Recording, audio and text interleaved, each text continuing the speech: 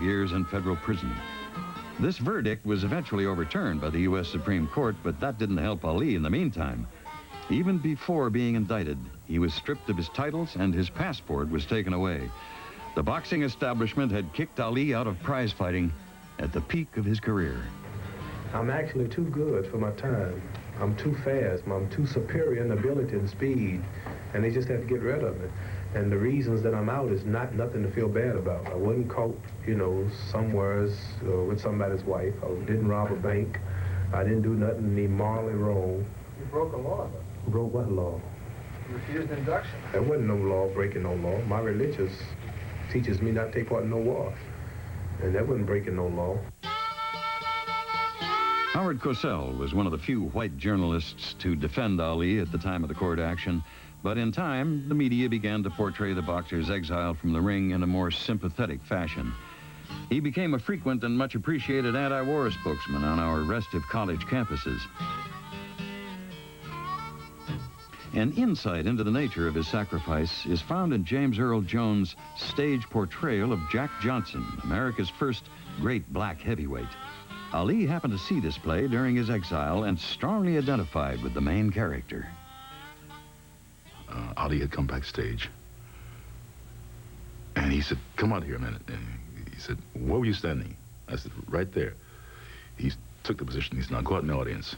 I went out in the audience. He said, "Boom, here I is." Boom. He says, "That's me." He says, "Take away the white women issue and add the religious issue. That's me." The controversy with Jack was often his marriage to a white woman. And Ali was saying, my controversy is my marriage to the Nation of Islam. You know, you exchange those two things, and it's the same story. A man with hubris up against an immense power structure that was determined to bring you down, and you wouldn't let them. Biography will continue in a moment on A&E. For 150 million years, they were the absolute rulers of the earth.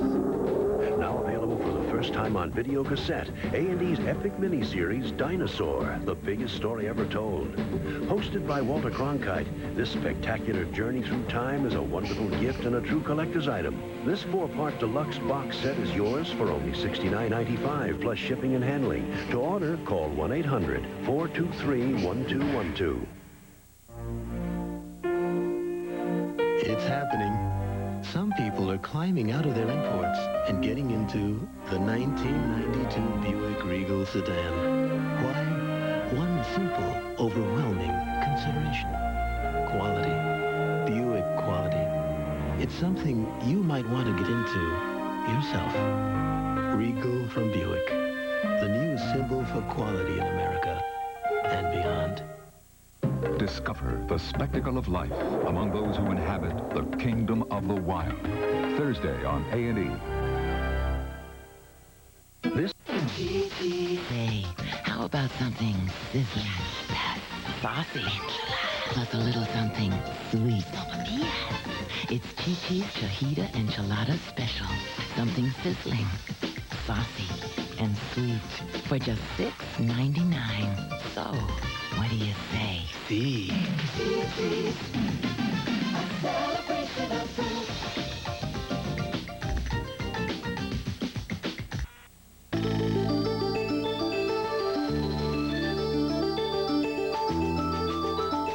Parkland College is dedicated to helping you reach your potential. We will help you develop skills to stay competitive in the job market, or we can provide the means to start a more promising career. Prepare for a career in technology. Call Parkland College today, 351-2482. Biography continues with Muhammad Ali. I stand here in what to any sports fan is hallowed ground, Madison Square Garden. Here, the great battlers, the great fighters of all time, in this and its predecessors in Madison Square Garden. I, in a sense, am in the ring tonight, and I think this is the time and this is the place to take off the gloves and sock it to them.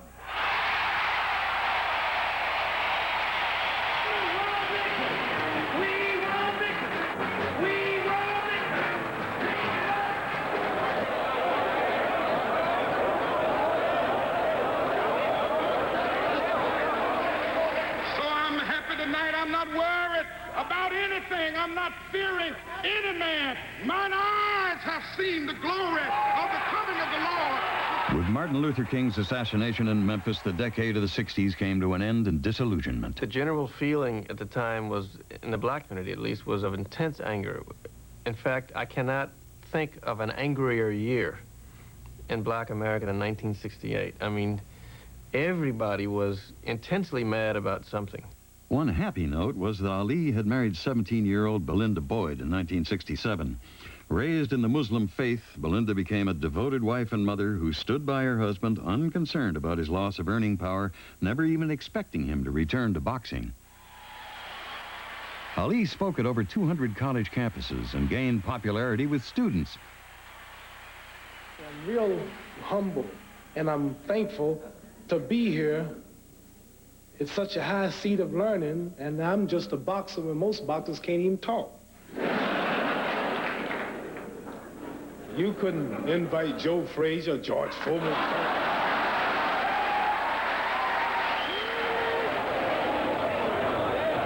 In looking back over the early part of his career, observers believe Ali's fight against Cleveland Big Cat Williams might have been his finest bout of all. He delivered a devastating beating, knocking Williams down 4 times and never getting punished in return. He had always been faster than his opponents. At this stage, he was bigger and smarter, too. This was when he was in his prime as a fighter, with his unique boxing style perfected. I had seen him work out when he was banned from boxing. This time back in 1969, after he and I and Tom Seaver had dinner in Chicago, we went back to our hotel, and we went up to my room, the 3 of us. And Ali took off his shirt, his tie, and his jacket. And with Seaver and me sitting on the bed watching him, he shadowboxed for half an hour and recited poetry most of the time while he was shadowboxing. And his body was so perfect. His movements were so beautiful. It was better than watching anyone else fight. He had this extraordinary method of fighting where he would be completely out of range of an opponent. And then he would start to throw a punch before he was within range. He would start to throw a punch as his legs were carrying him in. So if the opponent waited until Muhammad was in range to punch, it was too late because Ali's punch was already on the way. When he came back from the layoff, his legs just weren't the way they were before. Meeting Jerry Quarry in Atlanta in October of 1970, Ali began his crusade to win back the heavyweight title, something Jack Johnson and Joe Louis never succeeded in doing. In the 3rd round, he threw a right that opened a deep gash above Quarry's eye, and Ali gained a TKO victory.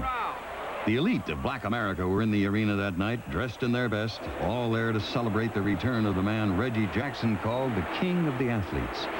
Now, the biggest event in the history of boxing was about to unfold as Ali prepared for a title bout with Joe Frazier, who had usurped Ali's #1 ranking in 1968. Well, I like Joe Frazier because he'd been fighting regular for 3.5 years, while Clay had laid off for 3.5 years. The fight can go 15 rounds, Frazier still can win, but I think Frazier can win by knockout anywhere past the 5th round. This is just another night for me. The way you all build it up, Life magazine cover, Time magazine, everybody gives their opinion. Dempsey says I'll lose. Joe Louis, and when Joe Louis said I'm gonna lose, I said I knew I done won this one. But Joe Louis always picks the wrong man. Always pick the wrong. Where Joe Louis at? Joe Louis is here tonight. Where Joe at? Joe Louis! Joe Smart. There were 1,300 requests for press credentials from around the world to cover what was being touted as one of sport's epic battles in Madison Square Garden. 7 years after Ali changed his name, promoters were still calling him Cassius Clay, but some things were different. With both fighters receiving $2.5 million, Ali discovered he was now worth more than ever before. Frazier was a brilliant infighter with his left hook and his go-for-broke style. Ali managed to antagonize Joe by calling him ignorant and ugly. Ali was his usual self at the pre-match conference, but Frazier was all business. Cut him with lefts and rights and just keep his head going, and he comes in real bullet and he keeps taking them. Needs a man that can keep it up, so in shape. Keep sticking and moving. I'm cool, man. Yeah. I'm ready for this one. It was the first time in history 2 undefeated heavyweights met for the championship. Like Rocky of movie fame, Frazier had developed upper body strength working in a Philadelphia meatpacking plant. And it showed when he decked Ali with a pulverizing left hook to the chin. Ali's evasive rope-a-dope tactics saved energy, but they cost him points. At the end of 15 rounds, Frazier was the winner by a close decision. Both fighters were so battered they had to go from the ring to the hospital. After the fight, Ali was philosophical. Angelo Dundee was still in his corner. I tell you, I'd be a hypocrite if I thought we didn't win. We did win, I thought. So I can't be more plain. I know what you're talking about. Well, do you think you were... I thought the kid won. I can't be more objective. You agree with the class? I'm not a con artist. Yeah. I thought we won. I lost, and I think I won on points. If you look at Frazier's face and look at mine, there's no comparison. I'm sure I hit him 3 times more than he hit me if you watch the film. I think the majority of the crowd was for Ali at that first fight, and that if Ali had legitimately won the fight, he would have gotten the decision. I really think he would have.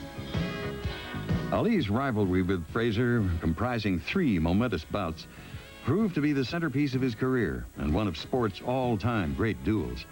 2 years after the first bout, Frazier's tenure as champ was stopped by George Foreman. But Ali had to wait another year to avenge his loss to Joe. He won by decision in their second fight and then confronted Foreman, the heavy hitter who had so badly beaten Frazier. Like most Ali fans, when he went off to Kinshasa to fight Foreman, I thought he was going to get killed. And I was terrified for him. What Foreman had done to Frazier, this was a man whom Ali could not put down, whom Ali could not hurt.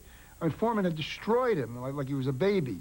And we all thought that, or not all of us, but most of us thought that Ali was coming near the end of his skills and that he was risking serious damage by going up against this young animal. The fight in Kinshasa, Zaire in 1974 pitted Ali against a younger man with 40 wins, no losses, and considered unbeatable. But Ali's tactics that night made George throw so many punches in the early rounds he grew arm-weary, and Ali stepped in to finish him off in the 8th round. It was Ali's greatest victory, and as one observer put it, it probably inspired more global joy than any sporting contest in history. Biography will continue in a moment on A&E. Ah, the wondrously versatile Range Rover. Perfect for the highway. Or getting to the bank. It can give Jaguars a run for their money. And it's ideal for driving up to your country home.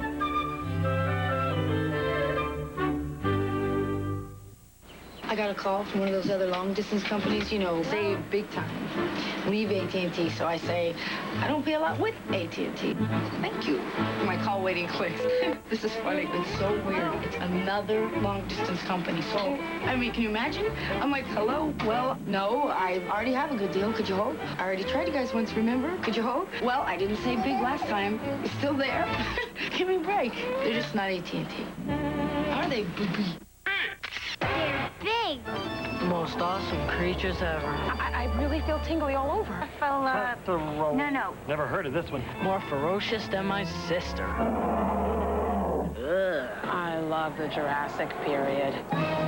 Huge! Tonight, A&E presents the biggest story ever told, Dinosaur, a family special with Walter Cronkite. Did you see that?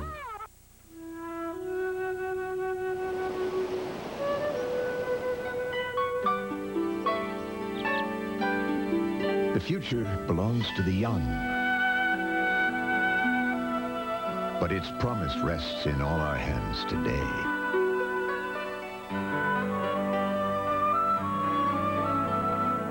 At SeaWorld and Busch Gardens, we're working for a brighter tomorrow. By developing successful breeding programs, helping in the rescue of hundreds of beached animals every year, and establishing the Busch Wildlife Preserve and the SeaWorld Research Institute. We're moving to preserve that which has been given to us in trust. At Anheuser-Busch, we realize if we're to make way for the generations to come, we must all take an active role in preserving what we have today.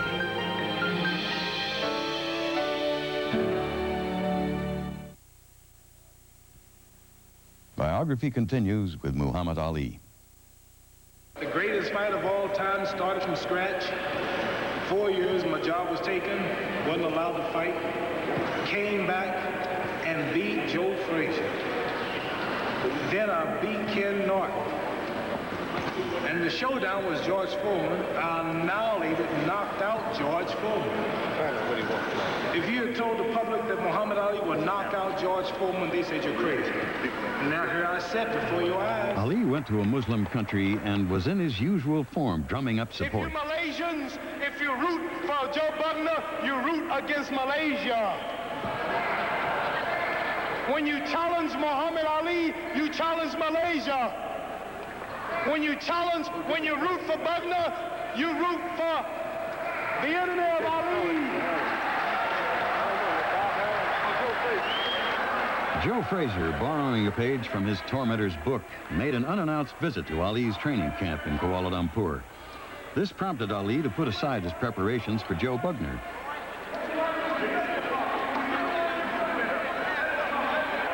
You had your chance twice. You blow. I whooped you the first time. And after I destroyed George Foreman, you have the nerve to challenge me. I'll tell you what I can do. I don't have to fight you in the ring. We can fight here today. Anytime Frazier and Ali met, it was a case of spontaneous combustion. And it would culminate in one of the most famous fights of all time, the Thriller in Manila in 1975. 225 pounds, dancing for 15 rounds, 33 years old, impossible, has never been done. Flyweights don't dance, lightweights don't dance, middleweights don't dance, but the heavyweight dancing for the whole 15 rounds. And you wait, all knees shall bow when I get the gorilla in Manila. I never been the type of guy to predict any particular rounds. Like I said earlier, I would like to see the fight go the distance because I have something for a man. I'm in shape. I'm ready to go the distance. We've worked on a lot of things, and I know that he's going to be trying a lot of things in this particular fight, so we want to punish him for 15 rounds. My left hook had caught him 1 minute. He was standing so tall.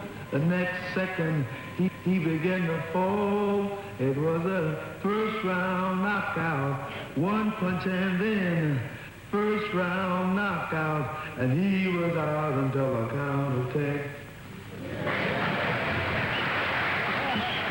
Ali and Belinda had 4 children together, but there were strains in the marriage by the time of the bout in the Philippines. Mariam was the oldest child, born 10 months after the wedding. Then came twin girls, Rashida and Jamila, and finally, Muhammad Ali Jr. The last straw for Belinda came when she, back in the U.S., heard that another woman was traveling with Ali to the big fight. I was covering the fight for the Today Show. I was working at NBC.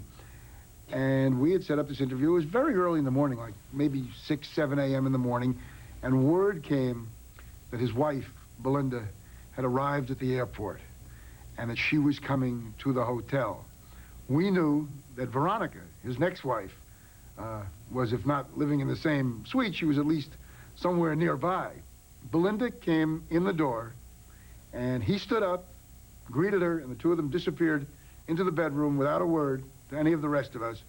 Loud noises, yelling one might call it, emanated from the bedroom, at which point Angelo Dundee turned to me and said, "I think we should go get a cup of coffee." And I said, "That sounds like a terrific idea." So we went downstairs to the coffee shop. We had coffee. We came back upstairs about an hour later. Peace, quiet, no sign of Belinda, and Ali came out and finished the interview. That confrontation resulted in divorce, paving the way for Ali to marry Veronica in 1977. Ali's mother and father were on hand for the wedding, a lavish affair held in Los Angeles. The marriage to Veronica would last 9 years, and the champ would have 2 more daughters. Boxing experts call the Ali-Frazier fight in Manila one of the greatest bouts of all time. A seesaw battle in which both fighters were rocked with thunderous blows and yet stayed on their feet. By the 14th round, Frazier's left eye was closed. He could barely see out of his right eye, and he was spitting blood. When Joe's cornerman refused to let him come out for the 15th round, the fight once again went to the greatest. It should have ended right there. he should have been taken to Mount Kilimanjaro, which isn't that far away, and he should have been preserved in snow like Hemingway's leopard, because that was the best moment. He had done it all. He had proven everything. He didn't have to go on and fight the Sphinxes and the other people, all of which just diminished the myth and the legend, and go on to do commercials for rat killers and roach killers. It should have stopped there. It would have been beautiful. Ali fought 18 times after Manila, winning only 6 before losing his title to Leon Spinks in 1978. And when he beat Spinks later that year, he became the first heavyweight to recapture his crown a 3rd time. Look at the nose and the eyes and the lips. I'm actually a pretty man. I mean, I'm not conceited, I'm convinced.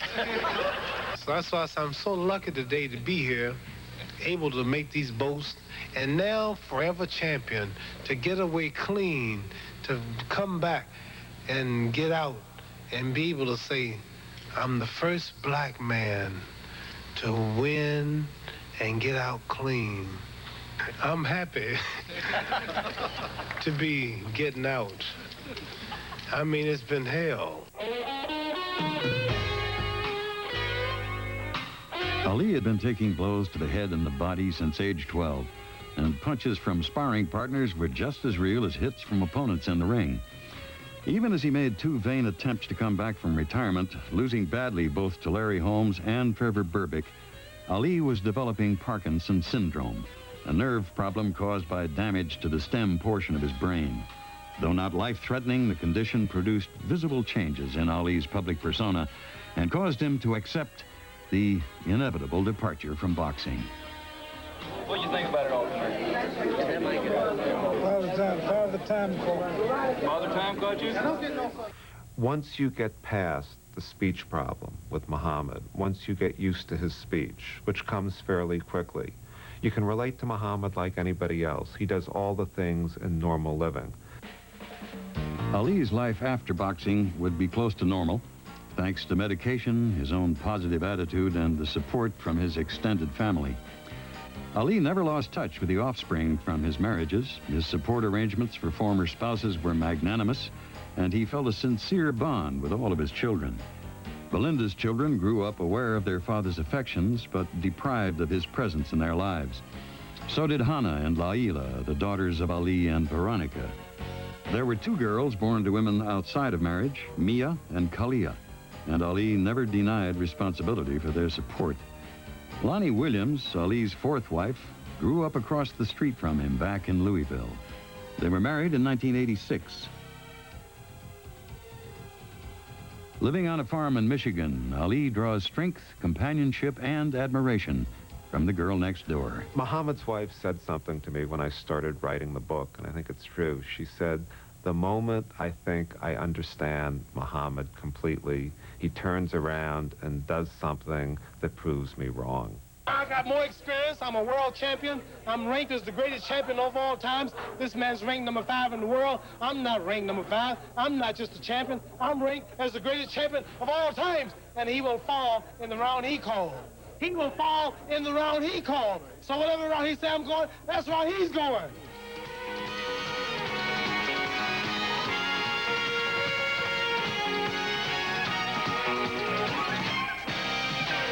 Float like a butterfly, sting like a bee.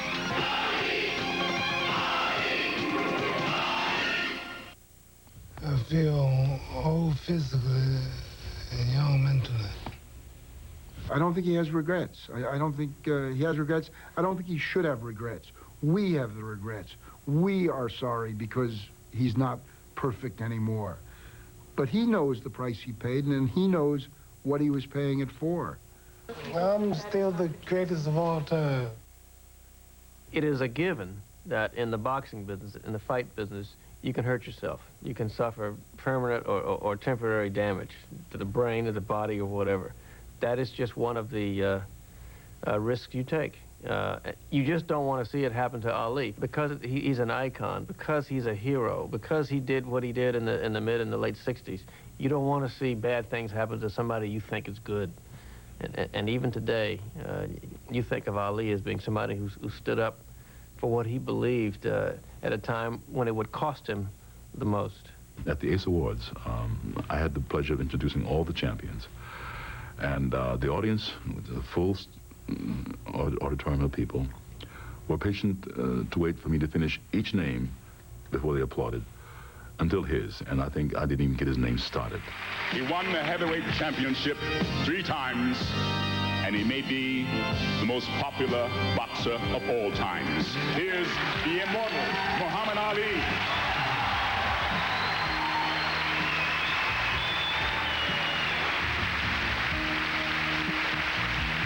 Ladies and gentlemen, the champions of the world.